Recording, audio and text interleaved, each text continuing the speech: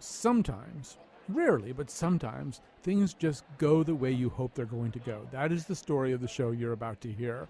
It was a shot in the dark in a way. I wanted jazz musicians to come together on stage and really talk about what they do without even thinking about it, which is the reality, right? So I wanted them to tell an audience what they were really thinking about. So we got a pretty amazing lineup. We got Matt and Atla DeChamplain. They are a married couple with a baby on the way. Atla's a wonderful vocalist. Matt plays piano, and he is just terrific too. Steve Davis is a legendary trombonist and part of a Grammy-winning album this year. Henry Lugo is a fabulous jazz bassist, and Jocelyn Pleasant is a drummer who actually attended the school where we were doing all this, the Watkinson School. So you're going to hear them, and you're going to hear a program we did where they would play things and then kind of explain what they're doing. I have never particularly heard anybody do this quite this way before. I was so excited about it. And if you get excited about it too, you might consider pledging during this show. We're not going to have pledge breaks to bother you, but the number is 1-800-584-2788. Or you can go online at WNPR.org and click the Donate Now button or click the picture of the roses. And you could make a pledge to this radio station and say, in so doing, how much you enjoy a very unusual evening like the one you're about to hear. Fly me to the moon and let me play among the stars. Let me see what spring is like on Jupiter and Mars. In other words, please be true.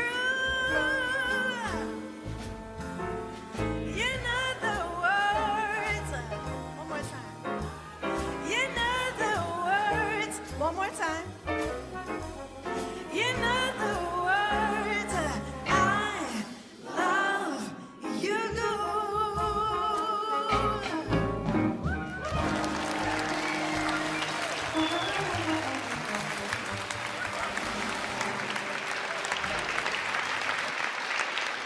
Well, that's it. Thanks for coming out tonight. That was really good. Yeah. I've got some questions for Henry because I haven't talked to him yet. Before we get started here tonight, I was over at the dining hall talking to people, and one woman came up to me and said, "So, are you going to make me like jazz tonight?"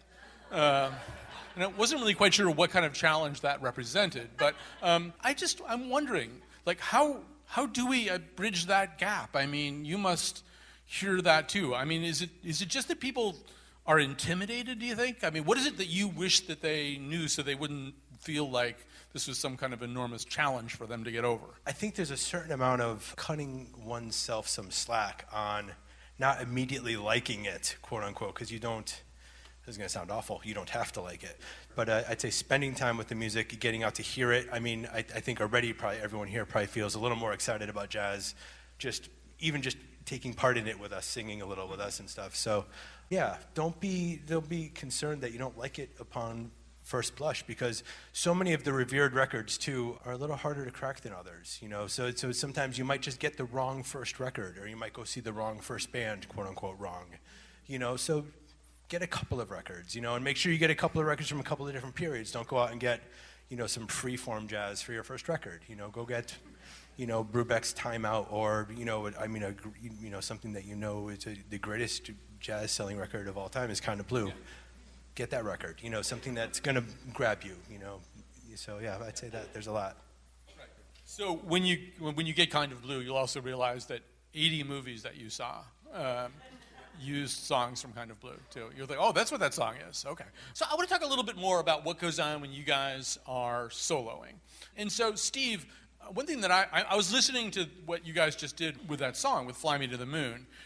Some people have told me that in a way you should almost think about it as a little story the band is telling. Is that a reasonable way to think about it? In this case, I think it was particularly for a couple reasons. One, playing with not just a singer, but Atla. She's a wonderful singer. We've worked a lot together in recent years. It makes me want to be a little more extra lyrical when I play my horn. Just sort of dovetailing on what Henry was talking about. I think it was Duke Ellington who said there's two kinds of music, good and bad. I'm sorry, country and western. No. Just kidding. You know, songs are songs. Music is music. I love all kinds of music. And, you know, jazz, so-called jazz musicians just tend to sort of dwell in this area of society, music, artistic expression, where we're influenced by a lot of things. Then there's a thing called swinging. You know, right now we're swinging. We're playing a standard. So I tried to play something appropriate for the song. But I also love the chord changes, and I really was digging Henry and Matt, what they were playing to delineate the chords. And Matt might hit a voicing on the piano, and I go, my ears, you know, my radar's on. I mean, I might not be looking at them, but I'm listening, and I try to leave a little space so they can, you know, we're having a conversation via the chord progression of "Fly Me to the Moon." Could we just cool. break that out for a second? Do you think you guys could do that? Could you do whatever he's talking about when he says voicing? Just play a little bit of what you played, and then you react to it. Can you guys do that? When you said that you were listening to Matt's voicing. Yeah. Okay. So, okay. Well, explain what that means. Before we even start improvising together, Matt, like the very first chord is F minor, I believe, right? We're winding up in A flat major, which is a relative major to F minor. Music theory stuff. So that's going to scare them. Don't say things like that anymore.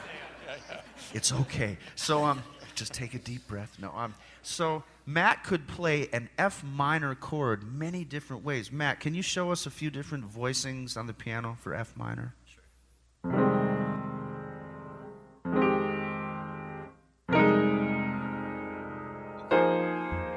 So there were 4 distinctive sounds. So play the first one again.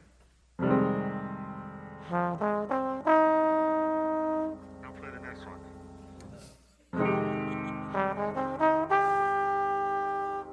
I went to the 9th. It's kind of a little higher, right? It's all numbers. I was terrible at math in high school in Binghamton, New York. Everyone's got to be from somewhere. I'm from Binghamton. I love Binghamton, though. And I had a high school math teacher, Mr. Dvorsky, who caught me trying to write out Bobby Timmons' Moanin' from the Art Blakey record. And he said, "That doesn't look like a parabola to me, Mr. Davis." And he wadded it up, and it was, no, you know. And so I was always thinking about music, and I thought I was terrible at math. I was more of a humanities guy. And then I realized I must be pretty good at math. Most jazz musicians are, because we're organizing numbers. We can demonstrate this really quickly. F Dorian minor, or F minor 9, F minor 7, F minor 9, F minor 11. Can we add Henry to this? Will that work? Can we do that? Yeah. Henry's gonna walk the dog, as we say. He'll walk the bass. He's gonna walk bass lines through that chord. Then Jocelyn might, knowing her, she's so tasteful. She'll listen for a minute, and then she's gonna just kind of slip in there and start tipping, we call it, on the drums. So let's try it. And we're going to stay on the first chord only, F minor.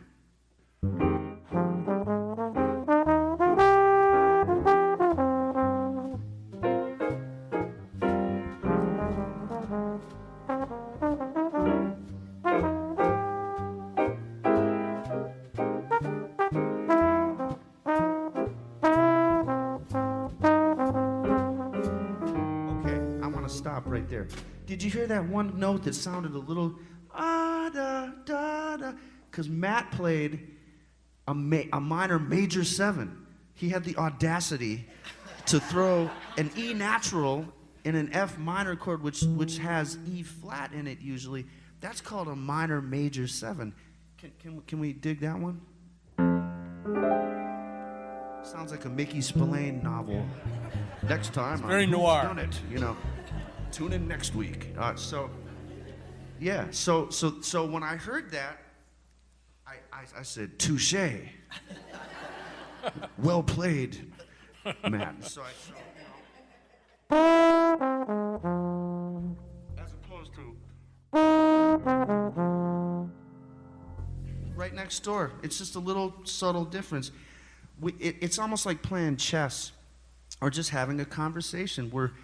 you've got to be a good listener. There's a great pianist. He passed away a few years ago, too soon. His name is Mulgrew Miller, one of the all-time greats. We had him at the Jackie McLean Institute at Hart. He gave a great master class to the students, and he said something that day. It was very simple, but it was really impactful. He said, show me a great player, a jazz player, show me a great player, and I'll show you a great listener. And he meant that in the moment of the music, and he also meant it in life. Yeah, all of that. So. All right, let's add a singer to this, okay? So I loved your original question, and it just made me think of this thing that I asked Matt. Matt and I met when I was in high school, and I remember, as a singer, I have to sing a literal story, to your point. And if I don't know what the lyrics are about, you can tell, right? So I remember asking Matt after I used to ask him if he would hang out after school with me to practice music. I really just wanted to date him, but we did some singing and playing, and it was great. But I remember asking him, when you're playing a love song, are you thinking lovely thoughts? Are you thinking about me? What are you thinking about?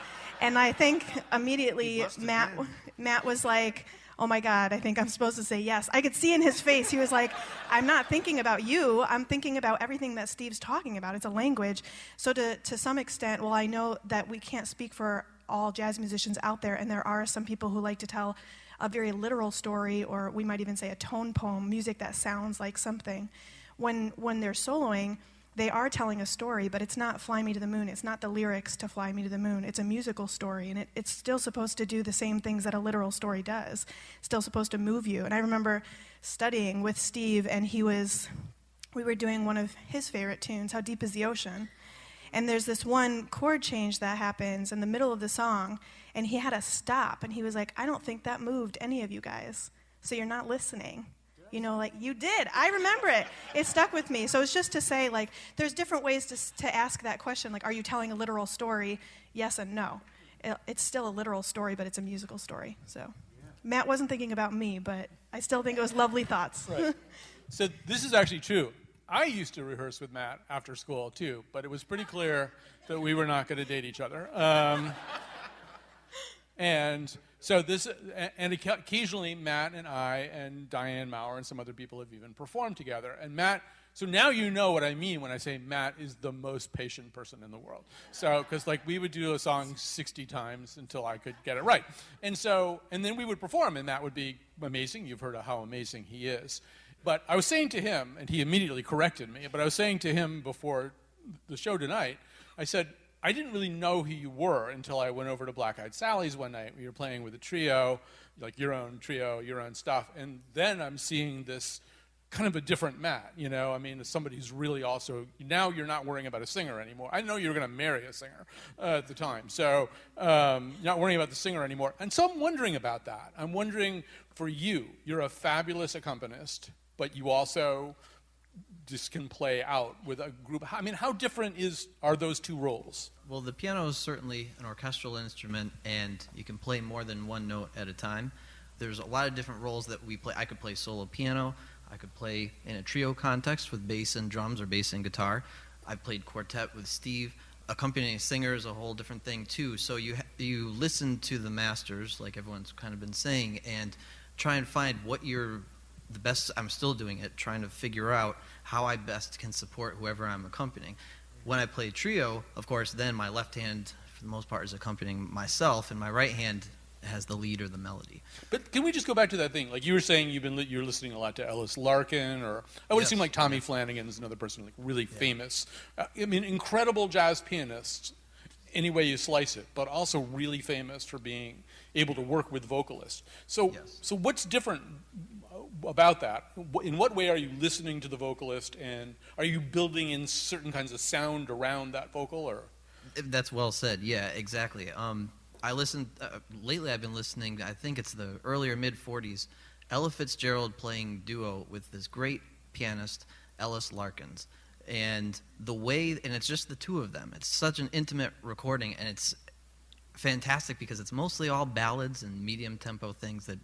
It doesn't get crazy, and there's not really any scatting. There's minimal soloing by Ellis, but you really hear the songs. You hear the beauty of the actual timbre of the piano and Ella's voice, which is just phenomenal. but Ellis just supplies this foundation for Ella to do her best and to do what she does. And I think when you don't get in the way, and I'm constantly feeling, even as an accompanist, even tonight, I'm like, oh, I think I just got in the way here or there. You're constantly trying to recover, but I think accompanying is an art in any way. You know, whether it's Steve playing behind Atla or Jocelyn, Henry, myself, accompanying definitely is an art. Do you want to say anything as a musician? Let me put it this way. So Atla was saying that in some ways, you know, Matt sometimes has to almost evangelize with musicians who are used to playing in instrumental groups. Like, it can still be really fun with a singer too. Yeah, talk about that difference, because some musicians I think, well, if there's a singer, the audience is really just going to listen to the singer. It's going to be a different thing. So talk about that. I'm always thinking about what does the soloist need, whether it be Steve playing a trombone solo or Atla singing the melody or improvising a vocal solo. So what is it, A, that they need to be free enough to improvise and have their mind clear to just access their ideas and have no problems coming from behind them? Like, where is the bass player? Like, is he lost? Does he even know what he's doing back there? So A, providing that landscape where they feel like, okay, I feel safe, I can improvise, I can try some stuff, I can reach for some stuff that I'm not sure is there, but, you know, I'm sure I have a sound foundation behind me. And vice versa, I'm always looking to do that, A. And then B, I'm always listening to my soloist and always listening to my fellow accompanist and always looking for somebody to make me change what I thought I was going to play, you know. So, you know, if I know the next chord is F7, there's a bunch of options that I know I have, you know. So on an F7 chord, I can play X, Y, and Z. But if Steve does something with the rhythm, or, you know, Matt changes something in the voice, I'm like, oh, cool. Okay, the chord is F7, and then there's this other thing bubbling.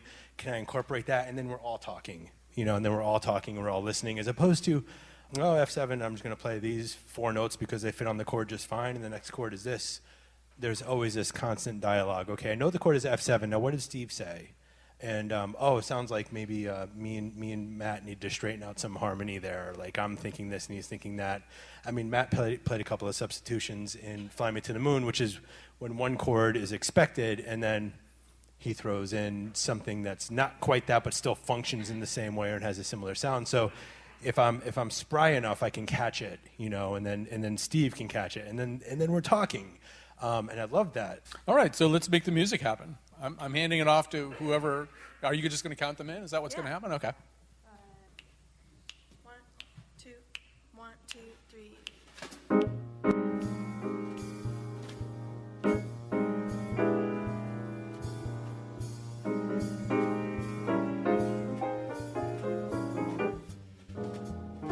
Hide your heart from sight. Lock your dreams at night. It could happen to you. Don't count stars or you might stumble, baby.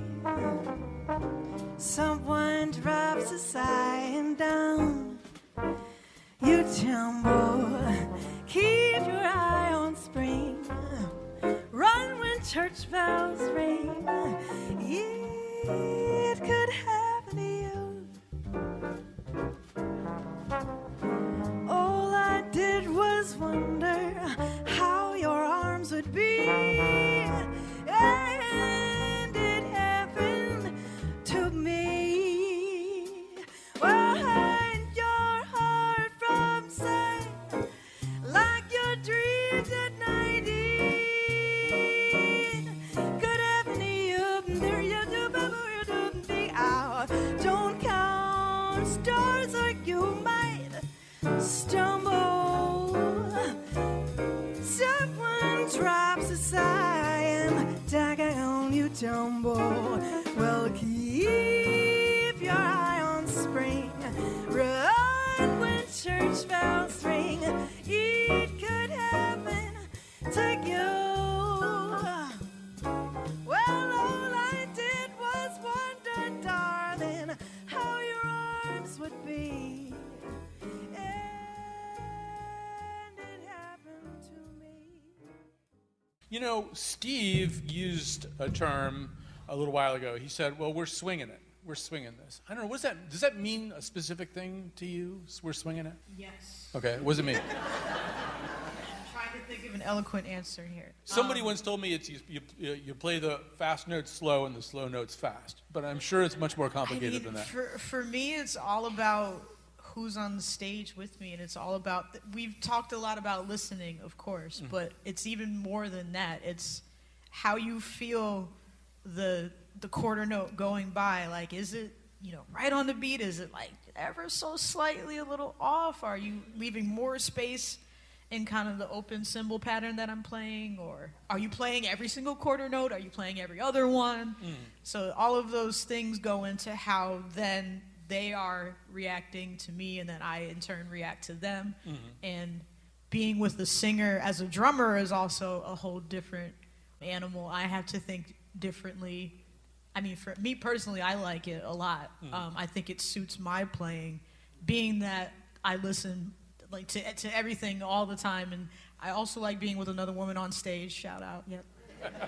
I mean, let's be real. Just because it's all about feeding off of everyone's own energy on stage. There's a lot of energy transfer amongst people on whatever music you're playing, but especially jazz. So, Henry, I also feel like when we talk about swinging it, and please correct me about this, but so Richard Rodgers used to write, Richard Rodgers songs, and then guys like this and women like this would swing them, and it used to drive him nuts. He hated it, right? I think he wanted to sue, like the Marvelettes or somebody, because they didn't play the song in the way he wrote it. And he and Hart, I think I even wrote a song about that, right? I like to recognize the tune, right? So, but I feel like part of swinging it is that, right? You're taking a melody that's constructed in a certain way, and then you're making what, a different set of decisions, or well, you're taking a song that's written in a certain vernacular, say a show tune. The bulk of these tunes are show tunes. I think Jerome Kern famously hated people improvising on his tunes, and sadly enough for him, All the Things You Are is probably like the most improvised upon tune going. It's like the B-flat standard that everybody calls. If nobody knows the tune, let's just play All the Things You Are. And Jerome must be just rolling, But yeah, I mean, a lot of it is so taking it out of that setting and then putting it into this other setting, which at the time was like a new approach to keeping time, this idea of swinging a tune. So playing that 4/4 swing pattern behind these tunes, they were 2-beat tunes that existed in these kind of, corny-ish Broadway tunes. No offense to Broadway lovers, but so they kind of hipped them up, and I think that also might be part of why people have a hard time sometimes getting their feet on the ground with jazz, because now this idea of swinging a tune, which used to be like a new sound to people in the 40s or in the 30s, is now, for better or for worse, an old sound, compared to the music that especially kids are growing up on now, that is, uber electrified, and I love that music too. And that also informs the way I play this music. I grew up, I was born, not to divulge too much, but I was born in 1975, so I grew up on, lots of rock and roll and funk music, and I didn't come to jazz, quote unquote, until I was an early teenager or whatever.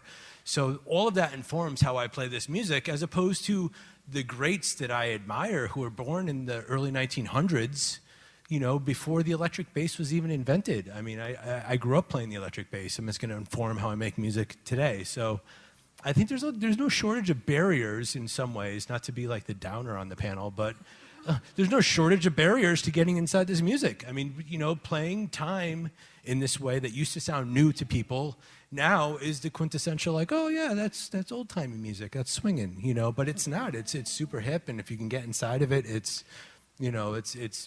it has tons of layers to get inside. But I think that it sounds so much different than the music that we all just are inundated with today, and it requires more patience and a little more, like, sit on your butt and pay attention to this for a bit, and maybe a little bit more than we're comfortable with nowadays. I don't know. I might be generalizing. Yeah. All right, let me ask Atla one more question about this, and then Steve, I want to talk to you a little bit about where we're sitting right now. But Atla, you are singing a song that was written by Jimmy Van Heusen a certain way, We're not sure. I think maybe Johnny Burke probably wrote that lyric, but whoever wrote that lyric, it's kind of. But you're having to make a different set of choices, right? I mean, anybody who listened to you sing that song right now saw you draw out a certain note, or stay behind the beat for a little bit. Can you talk a little bit about how is that? Are you thinking about that as you're doing it, or are you feeling it as you're doing it? I think it's both. Any music without thinking, I don't know if I want to be a part of it, but it's definitely both for me. Vocalists don't always improvise in the same way that an instrumentalist would. I don't want to scat on everything, but it's my way. Like the first time I sang it through, I tried to sing it mostly how the composer wrote it with some jazz sensibilities to give credit to the composer, even if they didn't want me to do it in the first place. And then the second time through, I'm not scatting, I'm still using the lyrics. I'm just trying to develop the melody. I'm still locked in because I have the lyrics. So I'm in a way limited. But it's definitely, you can't take your heart out of it as a singer. It's the most transparent thing you ever do, and you get fired real fast if you take the feeling out of it. So that's probably first, but I'm definitely thinking up here and really trying to. So Steve, we have to say a little bit about this, that there's something odd. I mean, when I tell people I'm from Hartford, when you tell people you're from Hartford, what people used to go is, yeah, insurance and the defense industry. Wow, it sounds like a really happy place. Sounds like a really life-affirming place, insurance and the defense industry. But they don't say, and jazz, although they kind of should. I mean, this place, like where we're standing right now, if you draw some radii out from here in just like 5-mile lines, you're going to hit like all this incredible jazz, and Hartford just punches above its weight. I mean, what is that all about? I think Hartford has a long history for jazz music, and certainly in 1970 when Jackie McLean came up here to live and teach and start the Artist Collective over in the north end of Hartford with his wife Dolly McLean, he brought a sort of presence and authenticity to Hartford's jazz scene, and both as an educator, as a community activist, and as a real jazz legend who embodies the tradition of the music. And so for me, all these years, to be a part of that lineage, along with my colleague Nat Reeves, who's been a great influence on all of us, and people like Renee McLean, and I could go on and on. Our department chair, Javon Jackson's now a resident of the community. There's so many great musicians, and it's really rewarding now to look up in New York and see just droves of our former students who are Desron Douglas, Jonathan Barber, James Burton, Javon I mean, Alexander. the people he's mentioning are big names in jazz right now, big young names in jazz. And I will say also, Bruno, the trumpeter. Like Paul Brown and I were friends, and back I used to do a show for TIC back when it was in the Gold Building, and Paul would just kind of show up in my studio unannounced sometimes, and he'd bring some young people with him. And looking back, I remember he brought in this kid, like he really was a kid, named Jimmy Green. Yeah. You know, I mean, like they just like walked into my studio and started playing in the Gold Building. And I think one thing you don't understand about that is it's ambient around here. I mean, there's, because of what's in Bushnell Park, because of the Artist Collective, because of that, you really can get so much of it. And then we still haven't said the Hall High School program, which is kind of. And another thing that means is that Brad Meldau, who came through that and is, you know, this just a gigantic piano player now, has a song called West Hartford. And Steve has a song which I play all the time, called Rose Garden, which is about Elizabeth Park, right? I mean, one thing about having jazz musicians around here is you guys start to document the landscape too, right? Sure. Greater Hartford Festival of Jazz folks commissioned me to write a suite. And it could have been anything I wanted, but I felt like at that point I had been living here for a few decades. I wanted to give back to the community. So I tried to name different movements of the piece, you know, for different, I think I had Tune for Calhoun on there. I went to a lot of UConn games over the years.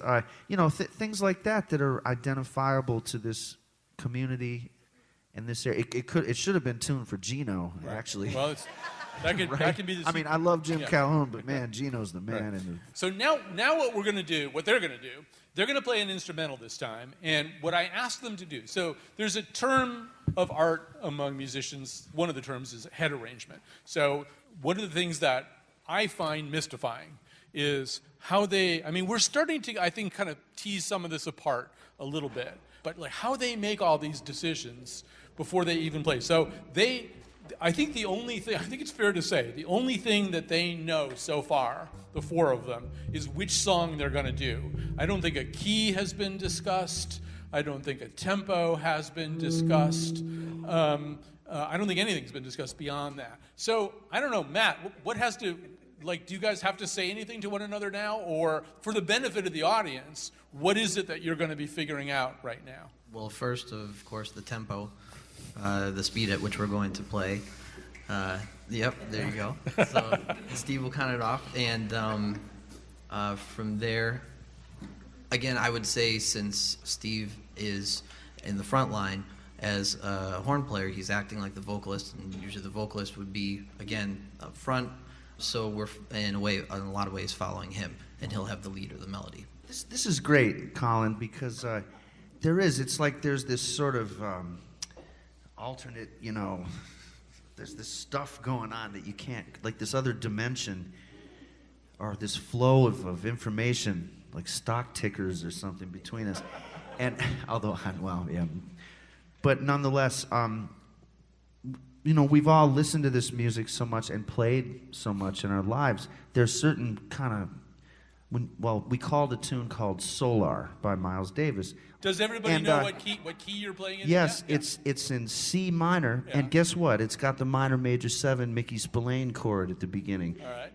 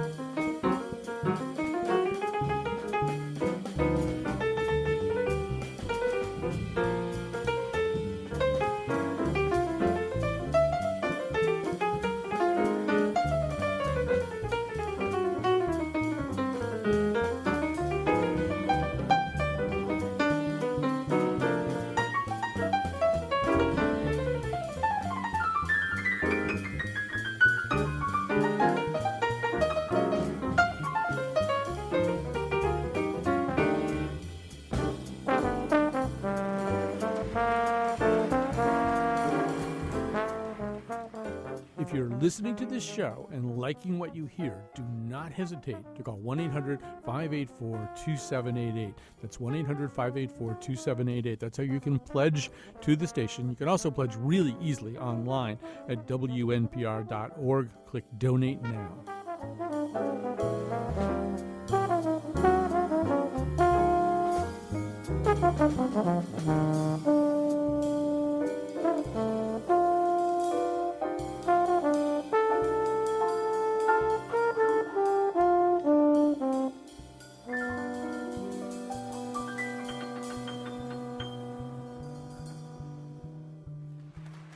Jocelyn Pleasant, Henry Lugo, Matt DeChamplain, Steve Davis.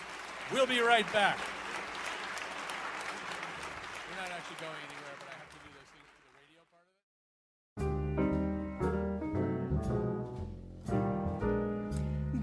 Ba-da-ba-dee-ow, ba-da-ba-dee-ow, ba-da-ba-dee-ow. Dee-ya-ba-ba-ba-ba. Dee-ba-ba-ba-ba. Dee-da-ba, ba-da-ba, da-da-ba, ba-da-ba, ba-da-ba, ba-da-ba, dee-ba-ba-ba-ba.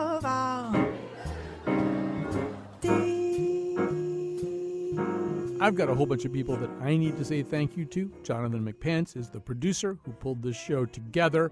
Also, we had some wonderful help from our friends at Event Resources who kind of mic'd and channeled all the audio there at Watkinson School. I also have to, of course, thank my friends at Watkinson School, Terry Schrader in particular, and Jenny French, who make all that stuff hum. So thanks to everybody else who helped out, who cooperated, who stood out in the audience and sang. And we're going to return you now to that programming.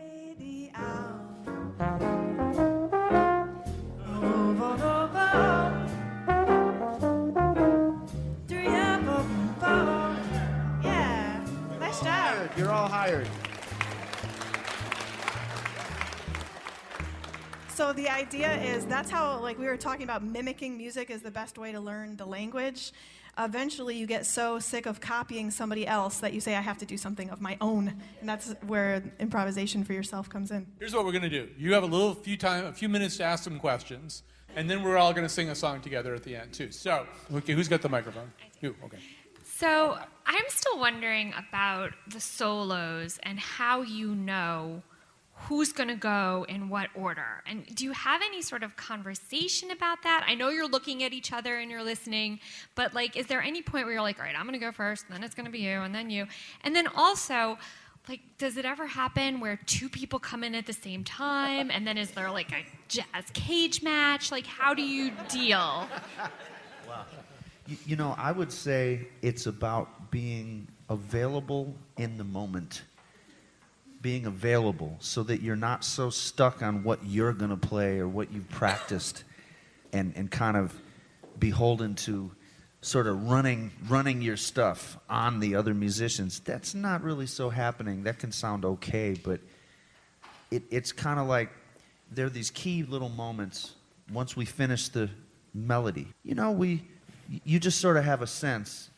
Right, and again, it's like you said, it's about the eye contact, and it's about, like, we can't be so closed off, and we can't just look down, we can't just be so much in our head that we have no concept of what will happen next. And again, knowing the song, and when the end of the song, and we keep talking about form and choruses and changes. We've thrown those words out a lot, but that has a lot to do with knowing when you should look up. When should I look at Steve to know when I'm going to solo? Right. He could have done that the chorus before, but we made eye contact at a certain point in the song, and I knew. And it's also something that there are kind of traditions and standards as far as the order of the solos. Typically speaking, it's, 9 times out of 10 the drummer won't solo first. So put that out there. Yeah. Not that it doesn't happen, but you know what I mean? So certain times I understand that, either the trombone or usually the piano will go first. So I understand after the melody happens, when the end of that particular chorus is coming, I'll know that I have to keep playing. And there's also certain like volume and certain things that I do as the drummer to let everybody know that this is the end of a chorus, or you kind of build and you kind of do different things behind one person's solo to let that says this is the end. Not like, a basic cymbal crash or something like that. But little things like that kind of tell you like, okay, this is the end and the next person's coming. It was really clear when she was wrapping up her solo. She kind of looked up, but she also, you played the melody. Yeah, and I played yes. Yeah, she played bap, boom, beep, beep, boom, beep, bap.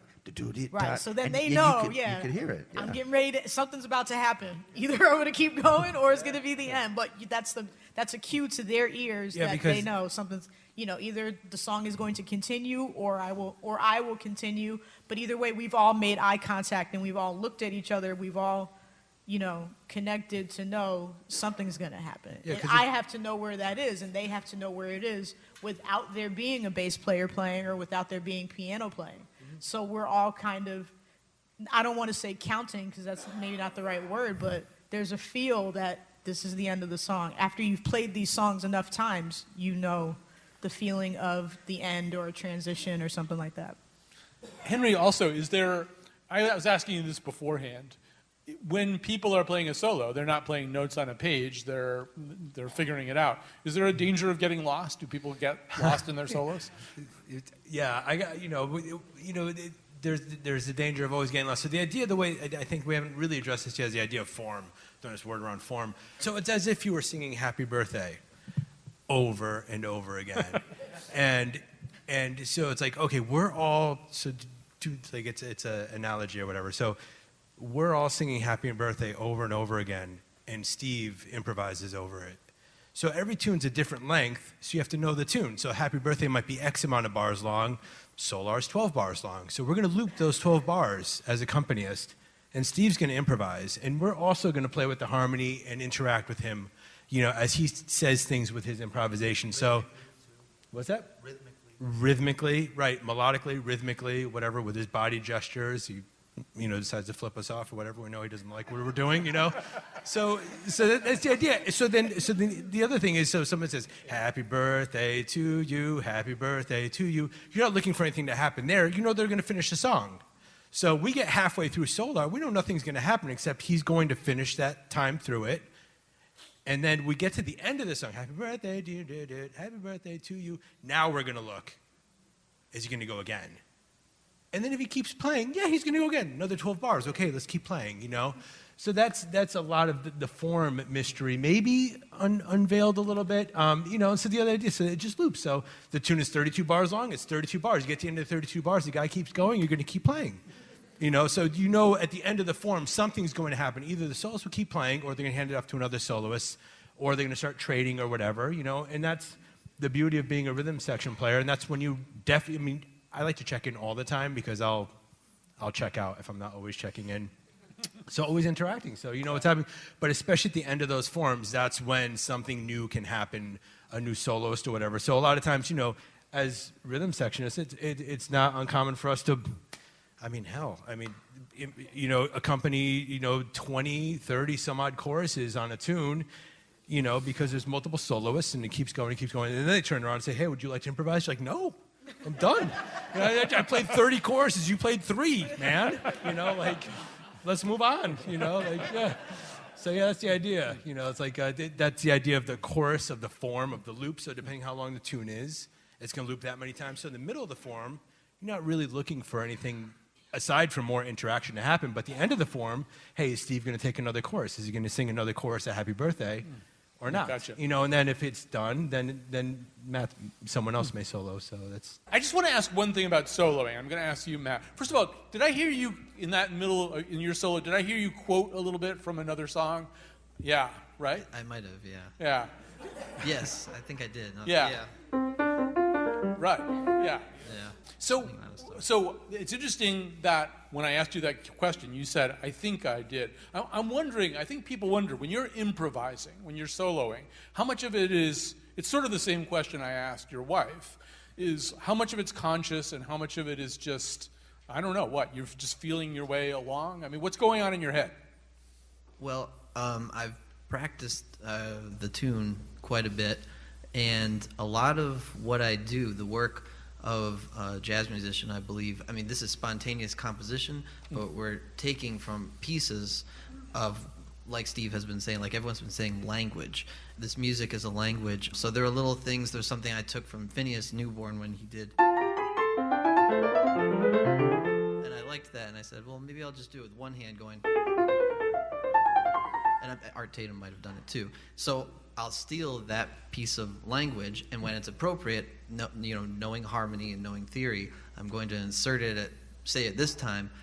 So it's like you're learning words and then sentences, and then your overall solo, I guess, would be the paragraph or the couple pages. There's so much thought that goes into it. So now we're gonna end now, Now, one thing that I'm going to say is that, so you're going to, once again, you're going to sing, you've got the lyrics to Bye Bye Blackbird, they're going to swing it a little bit, right? We're going to swing it. And, okay, now the one thing that I want to say is, don't forget everything that you just heard for the last hour and a half. And the most important thing that's so easy to forget, when we sing, what we think instinctively is, I need to make some noise with my mouth, right? That's what singing is. And the one thing that they've been saying to you all night is it's listening too. It's listening a lot. So much listening before you even make the noise with your mouth. So don't forget that as we're doing this tonight. You know, you do have to, I mean, you can't not make the noise. I grant you that. But make sure you're listening. 1, 2, 1, 2, 3.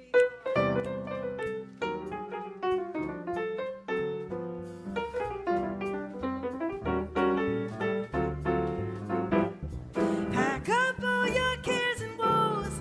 Here I go, singing low. Bye, bye. Okay, if you just heard that show and you're sitting there thinking, wow, this was really great. How do they do this? Well, one way we do it is we have support from people like you. So please, if you haven't ever done this before, consider calling 1-800-584-2788 and saying, yeah, that was amazing. Keep doing stuff like this, and here's a pledge to help you do it. You can also make that pledge online really easily at WNPR.org.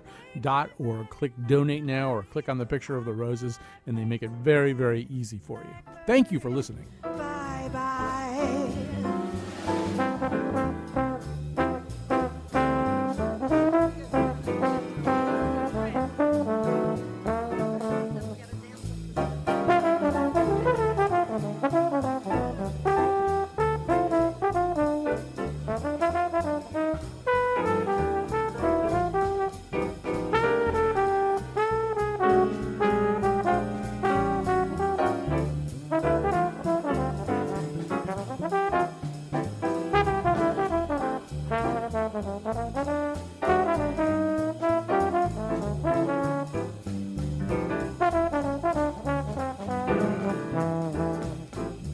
Steve Davis on the trombone.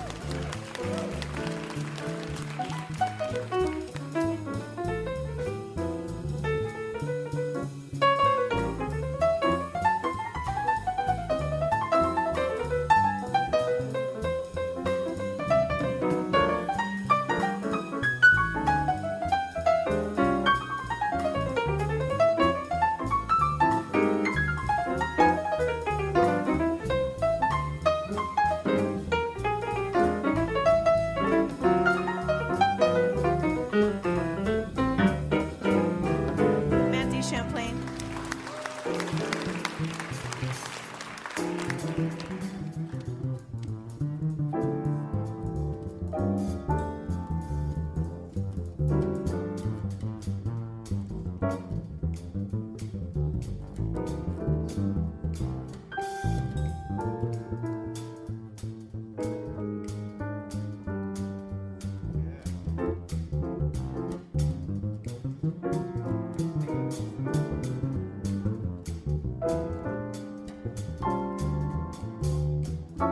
Henry Lugo on the bass.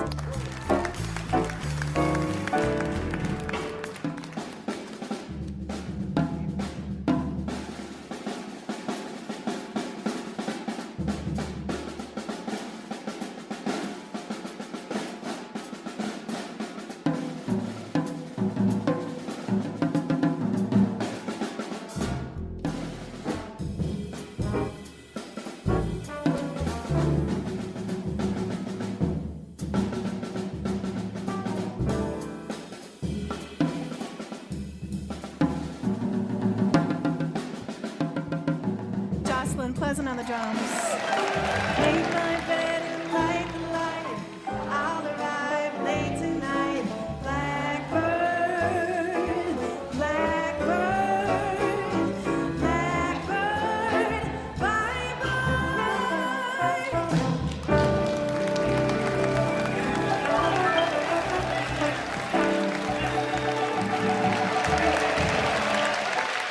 Thanks for coming out tonight. Thank you, Watkinson.